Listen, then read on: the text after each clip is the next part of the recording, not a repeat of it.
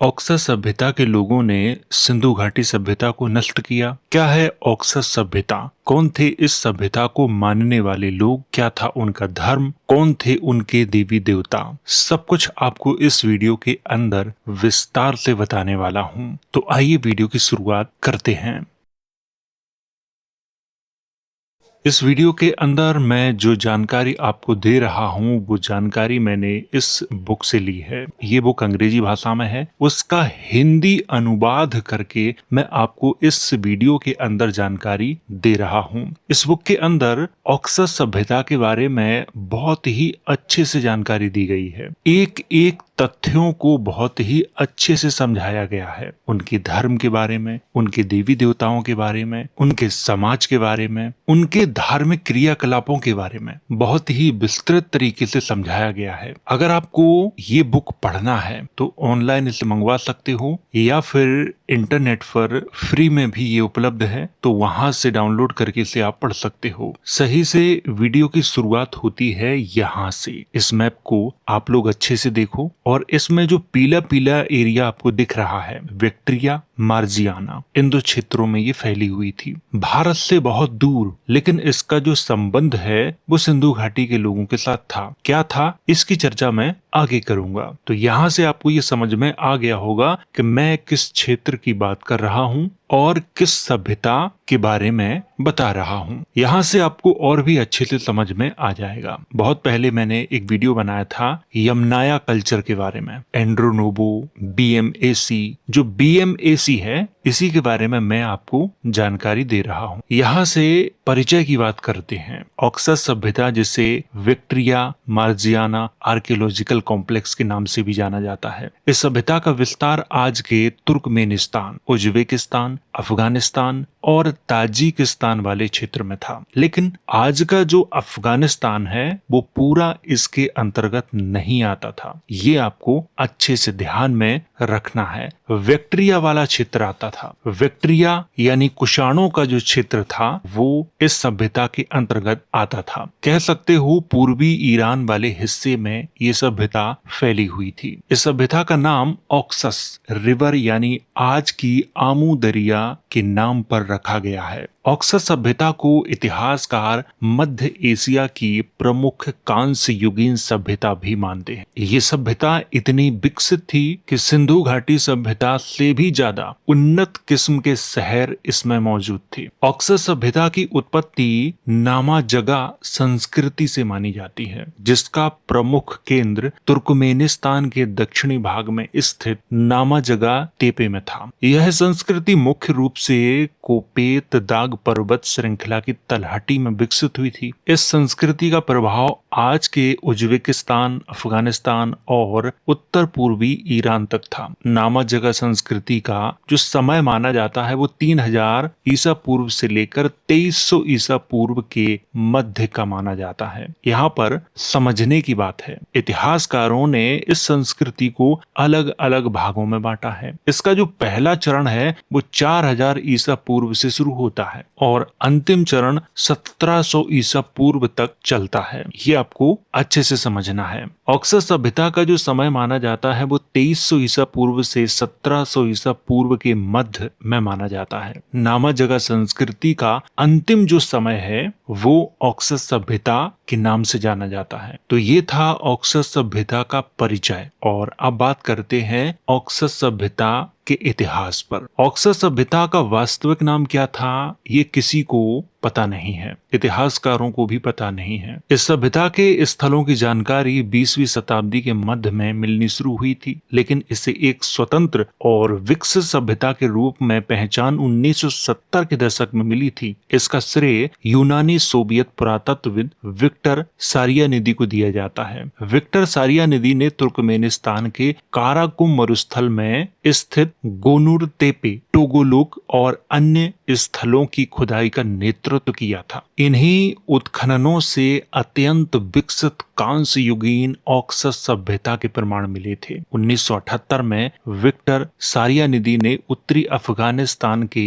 टिल्या तेपे की 6 कब्रों की खोज की थी। यहाँ पर थोड़ा सा मैं रुकना चाहूंगा। ये टिल्या तेपे जो लिखा हुआ है, ये एक बहुत बड़ा टीला था, इसीलिए इसको ये नाम दिया गया है। और यहाँ से जो 6 कब्रें मिली थीं, उनमें 20,000 से भी ज्यादा स्वर्ण आभूषण प्राप्त हुए थे। विक्टर सारियानिदी की ये खोज विक्ट्रियन गोल्ड के नाम से प्रसिद्ध है इतिहास में। आप में से बहुत कम लोगों ने ये सुना होगा। ये बात मैं उसी क्षेत्र की कर रहा हूँ जिस क्षेत्र में कुषाणों का प्रभाव था, जिस क्षेत्र के मूल देवी देवता ओएसो, माओ अर्थात चंद्र, नाना, मित्र, फैरो, अर्दोक्षो, अहुरमज़दा ये थे। विक्ट्रिया का नाम इतिहास में बहुत ही समृद्ध स्थलों में गिना जाता है। हालांकि भारतीय इतिहास में इसकी चर्चा ग्रीकों के समय से शुरू होती है, उससे पहले इसे महत्व नहीं दिया जाता है। कुषाणों के समय में इसकी बहुत ज्यादा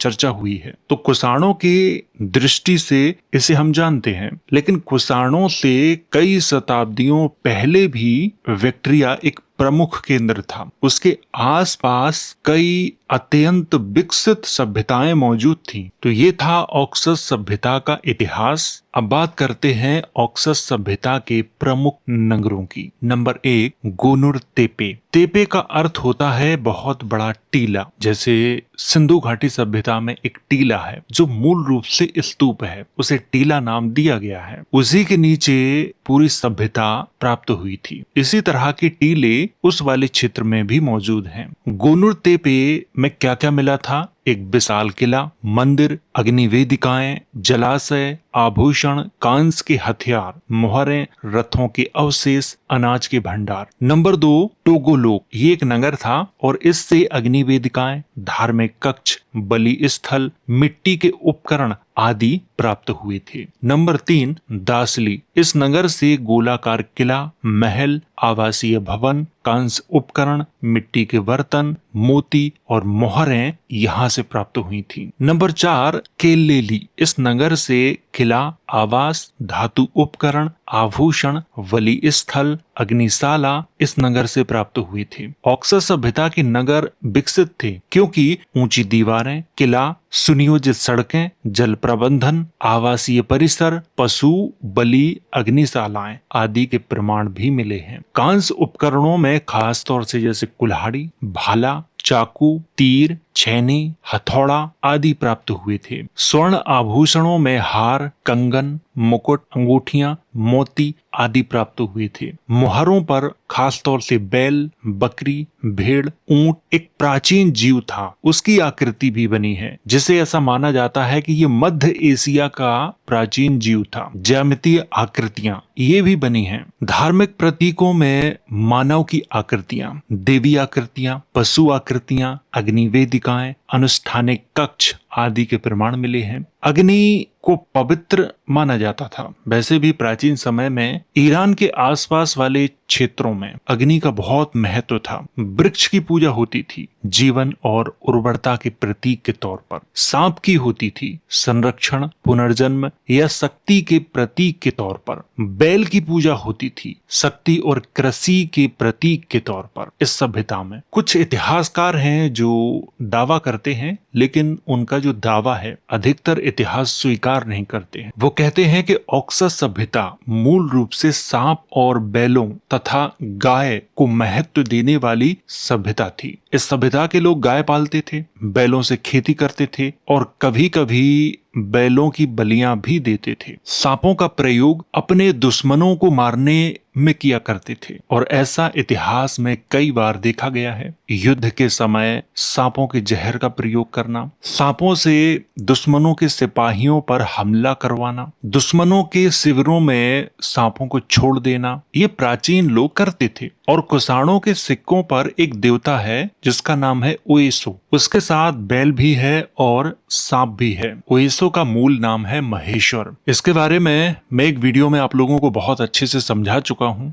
महेश्वर को ओएसो कैसे कहा गया है। महेश्वर का मूल नाम था ईस और वेक्ट्रियन भाषा में ईस को ईसो लिखा जाता है, जिसे हम आजकल ओएसो लिखते हैं या पढ़ते हैं। ईस शब्द में ही महा लगा दिया गया है तो वो हो गया है महेश्वर, लेकिन मूल नाम ईस ही था। और इस सभ्यता के बारे में इतिहासकार जो अपनी राय रखते हैं, लेकिन मैं आपको बता चुका हूं कि वो राय सर्वमान्य नहीं है, लेकिन जानकारी देना मेरा फर्ज है। इस सभ्यता के लोग युद्ध में सबसे अधिक बैलों का ही प्रयोग करते थे, घोड़ों की जगह। रथों में बैलों का प्रयोग करते थे, घोड़ों की जगह। और अपने धार्मिक अनुष्ठानों में कभी कभी बैलों की बलि देते थे। और ईरान का एक प्राचीन धर्म है जिसे मिथ्राइस पंथ के नाम से इतिहास में जाना जाता है, उसमें भी बैलों की बलि देने की बात आई है। और इसके जो प्रमाण हैं आज भी ईरान में देखे जा सकते हैं। पंखों वाले जीव संभवतः देवी शक्ति या संरक्षक का संकेत के रूप में पूजा जाता था।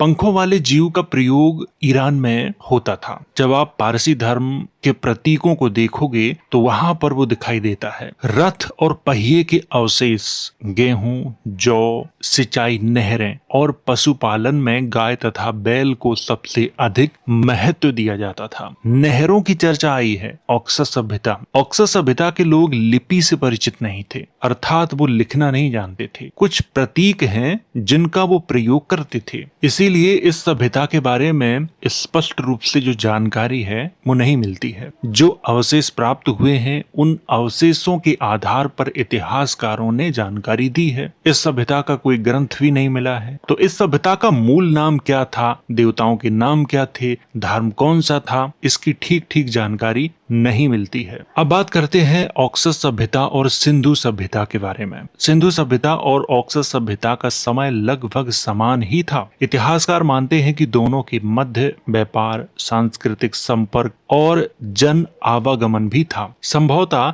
देवी जो पूजा है वो सिंधु सभ्यता से ऑक्सस सभ्यता में गई, क्योंकि दोनों सभ्यताओं में देवी की मूर्तियां एक जैसी हैं। इसीलिए इतिहासकार इस बात पर जोर देते हैं कि देवी पूजा का जो प्रचलन है वो सिंधु घाटी सभ्यता से ऑक्सस सभ्यता में गया है, क्योंकि ऑक्सस सभ्यता में मानव की जो आकृतियां हैं वो प्राचीन हैं। ये भी आपको ध्यान में रखना है। जहां जहां सिंधु घाटी सभ्यता का विस्तार हुआ है, जैसे भारत में, पाकिस्तान में और पश्चिमी अफगानिस्तान तक था, वहीं ऑक्सस सभ्यता मुख्य रूप से मध्य एशिया के आमू दरिया क्षेत्र में फैली हुई थी, जिसमें आज का तुर्कमेनिस्तान, उज्बेकिस्तान, उत्तरी अफगानिस्तान तथा ताजिकिस्तान वाला क्षेत्र शामिल था। उत्तरी अफगानिस्तान में स्थित सिंधु सभ्यता की व्यापारिक जो चौकी थी सोरतुघई, इस बात का सबसे बड़ा पुरातात्विक प्रमाण है कि दोनों सभ्यताओं के लोग एक दूसरे से बेहद करीब थे। ये बात बहुत अच्छे से आपको ध्यान में रखनी है, क्योंकि इतिहास में इसकी चर्चा बहुत कम होती है। इसकी जानकारी मुझे इस किताब को पढ़ने से हुई है।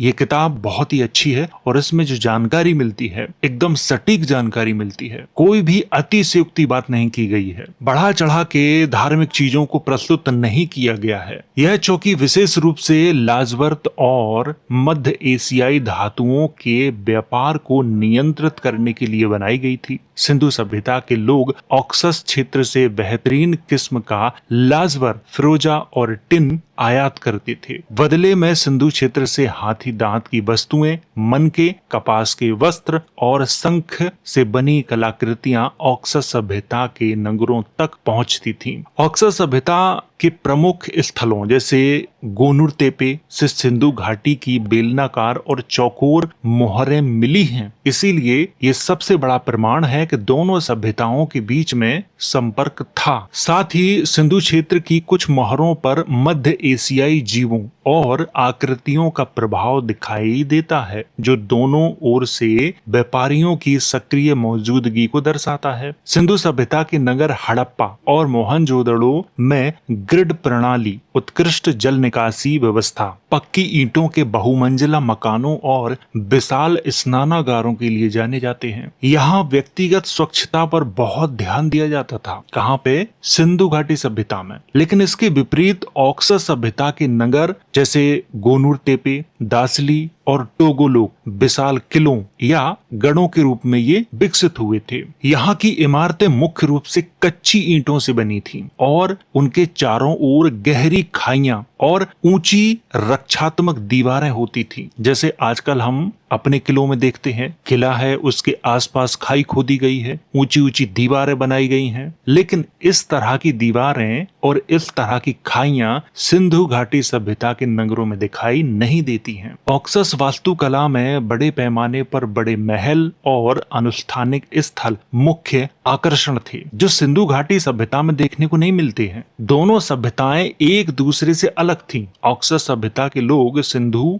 सभ्यता की तरह बुद्धिमान और कुशल थे। दोनों सभ्यताओं के बीच किसी युद्ध के प्रमाण नहीं मिलते हैं। तो जिन लोगों का ये मत है कि ऑक्सस सभ्यता के लोगों ने सिंधु घाटी सभ्यता का विनाश किया या उसे नष्ट किया, ये पूरी तरह से निराधार है। दोनों सभ्यताओं के बीच में संपर्क था, ये सही है, लेकिन किसी युद्ध के प्रमाण ऑक्सस सभ्यता में दिखाई नहीं देते हैं। लेकिन इतना तो निश्चित है कि वहां के लोग युद्ध से बहुत परिचित थे, तभी तो वो अपने किलों के आसपास गहरी खाइयां खुदवाते थे, ऊंची ऊंची दीवारें बनवाते थे। लेकिन उन्होंने सिंधु सभ्यता को नष्ट किया, इसका स्पष्ट प्रमाण किसी के पास नहीं है। तुक्का मारना एक व्यक्तिगत अनुमान होता है और इतिहास में अनुमान को महत्व नहीं दिया जाता है। अनुमान तब लगाया जाता है जब कुछ प्रमाण दिखते हों। जब प्रमाण ही ना हो तो अनुमान लगाना पूरी तरह से व्यर्थ है। मैं जिस क्षेत्र की बात कर रहा हूँ, विक्ट्रिया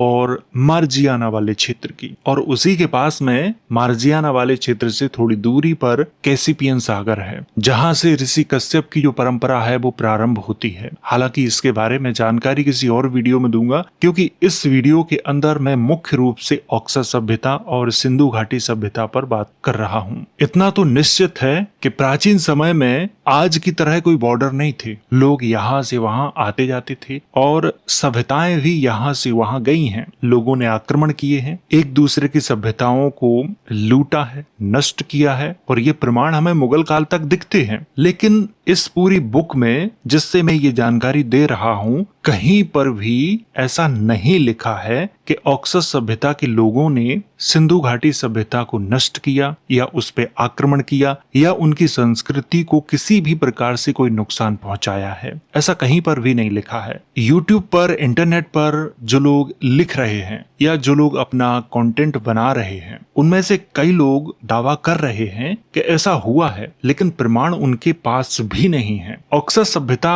के ही क्षेत्र में बाद में कुषाणों ने अपना प्रभुत्व जमाया, शकों ने अपना प्रभुत्व जमाया। ऑक्सस सभ्यता में देवी देवताओं के जो नाम हैं वो स्पष्ट रूप से नहीं मिलते हैं, जैसे कुषाणों के समय में मिलते हैं। मित्र अर्थात सूर्य, माऊ अर्थात चंद्र। कुषाणों के सिक्कों पर माऊ का नाम स्पष्ट रूप से लिखा हुआ है। महेश्वर को ओएसो लिखा हुआ है। महेश्वर की पत्नी ओम्मो, उनका भी नाम लिखा हुआ है। फेरो, अर्दोक्षो, इनके नाम भी लिखे हुए हैं। संस्कृतियों का जो घमासान हुआ है वो ग्रीकों के आने के बाद हुआ है, क्योंकि ग्रीकों की जो परंपरा थी वो अलग थी, और आज का जो अफगानिस्तान, ईरान, तुर्कमेनिस्तान, उज्बेकिस्तान वाला जो क्षेत्र है, इसमें जो देवी देवता मिलते हैं ग्रीक आक्रमण के बाद के, उससे पहले के नहीं, जो मुख्य रूप से बौद्ध धर्म की महायान शाखा में दिखते हैं, वो देवी देवता ऑक्सस सभ्यता में दिखाई नहीं देते हैं। अर्थात उनका जो समय है वो 1700 ईसा पूर्व के बाद का ही है। ऑक्सस सभ्यता में संभवतः प्रकृति की पूजा होती थी और देवियों की पूजा होती थी। मैंने प्रारंभ में आपको बताया था कि देवियों की जो पूजा है वो सिंधु सभ्यता से वहां पे गई है, लेकिन ऑक्सस सभ्यता सिंधु सभ्यता से बहुत ज्यादा विकसित थी। हम सबको इतिहास में ये बताया जाता है कि सिंधु घाटी सभ्यता बहुत विकसित थी, इसे मैं भी स्वीकार करता हूँ, लेकिन सिंधु घाटी सभ्यता से भी ज्यादा विकसित सभ्यता ऑक्सस सभ्यता थी। दोनों का समय बिल्कुल एक जैसा ही है, दोनों का पतन भी एक जैसा ही है, 200-300 साल का अंतर है, वरना दोनों का पतन भी एक समान ही है। तो जो लोग ये दावा कर रहे हैं कि ऑक्सस सभ्यता वालों ने सिंधु घाटी सभ्यता को नष्ट किया, ये पूरी तरह से निराधार है। अगर उन्होंने सिंधु घाटी सभ्यता को नष्ट किया होता तो उनका पतन क्यों हुआ उसी समय? सिंधु सभ्यता से पहले ही उनका पतन शुरू हो चुका था। मध्य एशिया वाले क्षेत्र में, ईरान वाले क्षेत्र में, अफगानिस्तान वाले क्षेत्र में में बहुत प्राचीन प्राचीन संस्कृतियां मौजूद हैं, उनके प्रमाण भी हैं। दोनों सभ्यताएं अलग अलग थीं, दोनों की परंपराएं अलग अलग थीं, हालांकि कुछ समानताएं भी दिखती हैं दोनों में, इस बात को भी स्वीकार करना पड़ेगा। तो उम्मीद है आपको समझ में आई होगी ये जानकारी। अगर आपका कोई प्रश्न है इसके संबंध में तो आप कमेंट के माध्यम से मुझसे पूछ सकते हो, मैं वीडियो के माध्यम से उत्तर देने का प्रयास करूंगा। तो वीडियो अगर अच्छा लगा हो तो इसे लाइक करें, शेयर करें। वीडियो देखने के लिए धन्यवाद।